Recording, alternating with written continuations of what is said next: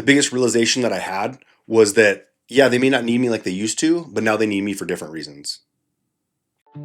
Life gets a lot more interesting when we pay attention, not just to ourselves, but to the people around us, the conversations, the moments, the lessons hidden inside ordinary life. This is Learn for 2.0.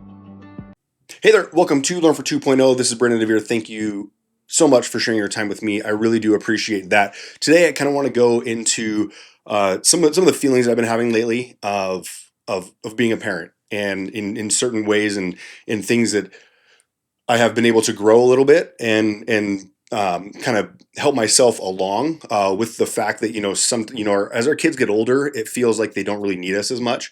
And one of the things that I've noticed is, especially the past few weeks, is going from like a hands-on parent to be around all the time to not necessarily being there for them in the same way. And the reason I say this is because my daughter just graduated college. Graduated college at 19. Very, very proud of her. She went to a school here in Las Vegas called Nevada State High School. So she graduated high school with with an AA. So she already had 2 years of college done. So she went off for 2 years, lived in the dorms and things like that. But as we're kind of getting ready for graduation, and we're going through old songs and not old songs, old videos and things like that, and photos and stuff, and you see, there's one cool photo that I have that we actually recreated for after her graduation. There's me, holding her hand, and we're walking, and it's actually in the intro of the intro for the show, but it's me holding her hand, and she's holding on to Minnie Mouse, and then we are. The next the photo right next to it is, she's holding my hand. We're walking. It's a photo that was taken from the back, and then she's in her gown and her holding her cap. Just kind of that was kind of a I don't know. It's kind of like a I don't know, like a full circle kind of thing. And what the photo kind of demonstrated to me was that back then she needed me to hold her hand.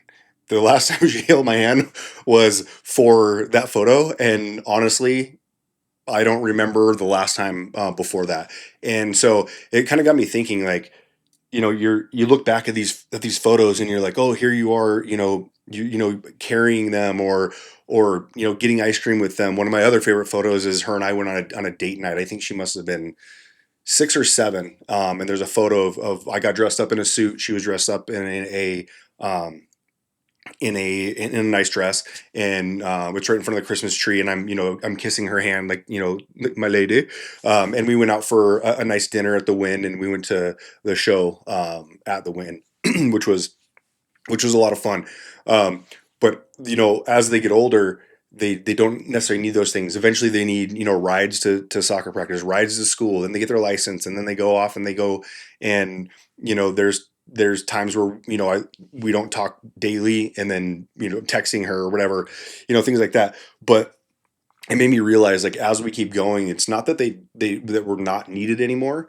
It's that they need different things from us. Like, way back then, she needed me to feed her, to carry her, to drive her here, to drive her there, to help her with math homework, all this stuff.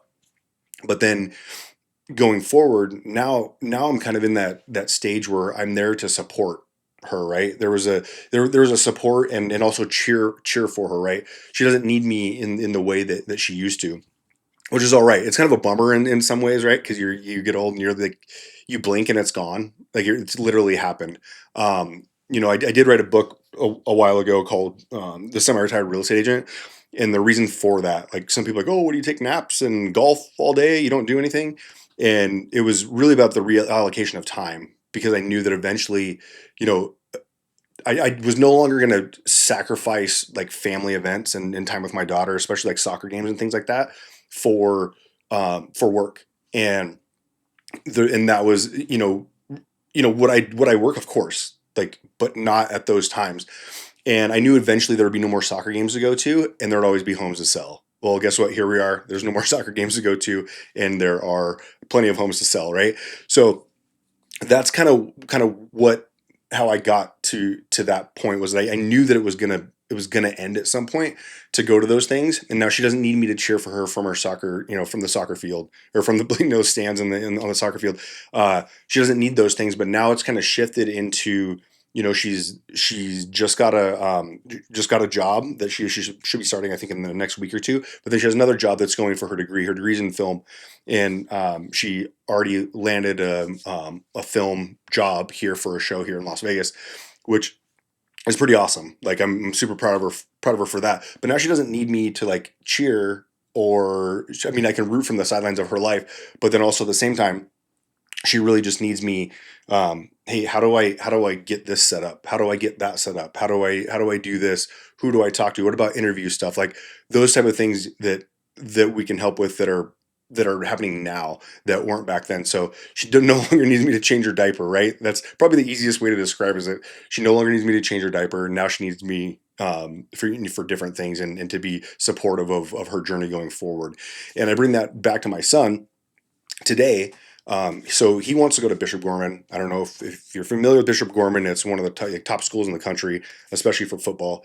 So he was at a football camp there today, and he's wanted to play there for, I don't know, the past 4 years or so. So he's going in the 8th grade next year. Wanted to go to Bishop Gorman the following year, and he got to go to camp today. Well, he's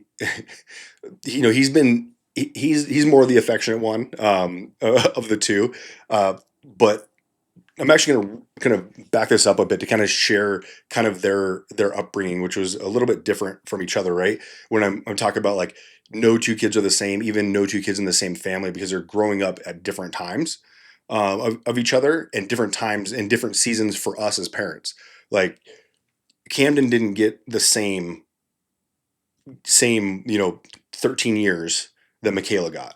I was in a different space for 13 years. Also, I'm not. I remember having a vivid conversation with my daughter one day, saying she was 13 at the time, and I said, I, I. So this is like 6 years ago. So I'm paraphrasing, but I was like, I've never been a 13-year-old girl, so I don't know. I'm not sure how to help right now. I was like, well, actually, no. I said it in reverse. I said, I've never been a parent of a 13-year-old girl, so I don't really know what to say.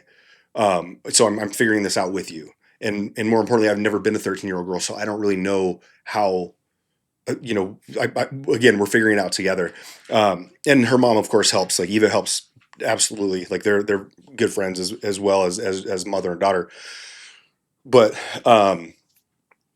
so she grew up in a time where we moved from here to Washington, then back here, and we lived in apartments. When we first moved back here to Las Vegas, we lived in a 2-bedroom apartment with our family members that were a husband, wife, and their 2 kids. So it was 7 of us in a 2-bedroom apartment here in Las Vegas when we first moved back here, and so that's kind of how my daughter grew up, is in that, like her first 13 years were some very tight situations as far as like budget and finances went. So now she hardly ever asks for anything, and never want, like, nope, don't want anything, and we're like, no, you can get it, and she's just doesn't want to do it.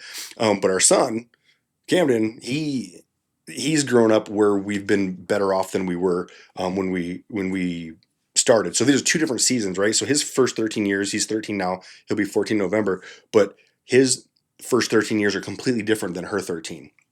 So just want to kind of that's why I want to bring it back to that, is that 2 separate, like, boy girl, obviously, but they're same family, but they also grew up with 2 different sets of parents, which were the same parents, if that makes sense.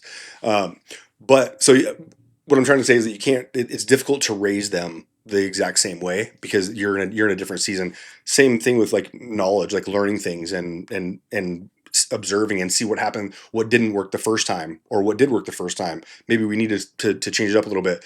But back to Camden. So we end up going to camp today. So he's at a Bishop Gorman camp for football camp, and he went yesterday, and like kind of walked in, got him registered and checked in and stuff like that. And even a year ago, he'd be wanting me to be like, hey, can you come with me to do this? Can you come with me to do this?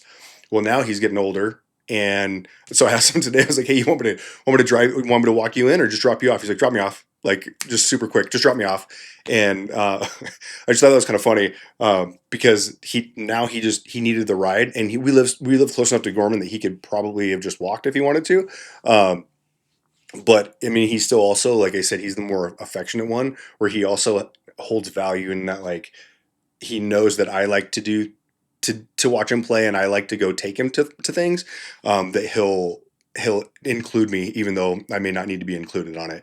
So that's kind of the premise of the story, and the things that I'm thinking of as we talk about the like the moral of the story, I guess, is that one of my observations is that we don't we're giving our kids different things at different stages for them, and even though they don't need us like they used to, they will continue to need us in the future. And in 10 years from now, I'm hopefully they need me for something. Hopefully, if it's hopefully it's not money, but it is that they are just need me to talk to them, and they just need their dad, for the moment. And that's something that I strive for. So if you're having trouble in the parent world, and you're beating yourself up, or feeling sad that your kid don't need you like they used to, just be excited about the future, what they might need from you now, and what they might need from you in the future.